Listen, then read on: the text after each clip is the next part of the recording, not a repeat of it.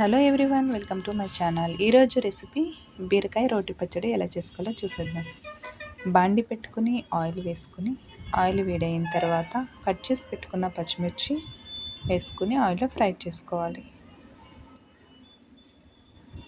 కొంచెం ఫ్రై అయిన తర్వాత కట్ చేసి పెట్టుకున్న టమాటో ముక్కలు కూడా వేసుకోవాలి. టమాటో పచ్చిమిర్చి కలిపి ఒక 2 మినిట్స్ ఫ్రై చేసుకోవాలి.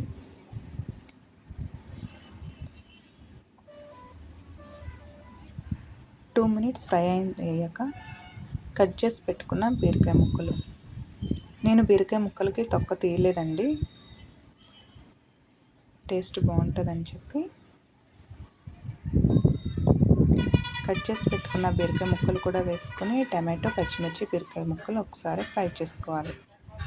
కొద్దిసేపు మగ్గనిచ్చిన తర్వాత జీలకర్ర, చింతపండు, వెల్లుల్లి రెబ్బలు వేసుకొని ఫ్రై చేసుకోవాలి. 5 to 10 మినిట్స్ ఫ్రై చేసుకోవాలి.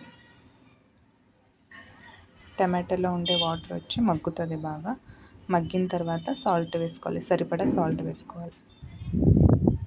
సరిపడా సాల్ట్ వేసుకున్నాక మనకు కావలసినట్టు మిక్సీకి వేసుకోవాలి.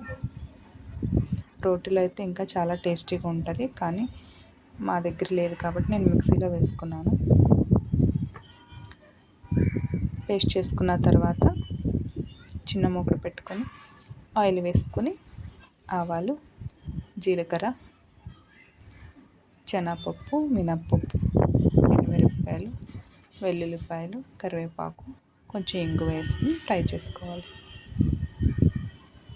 ఫ్రై అయిన తర్వాత తాలింపు వేసుకోవాలి.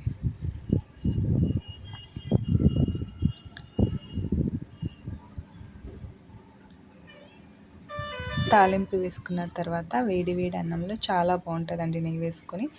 కానీ నాకు రోటి పచ్చళ్ళు చాలా ఇష్టం కాబట్టి ఈరోజు నా లంచ్ అదే ప్యాక్ చేసుకున్నాను.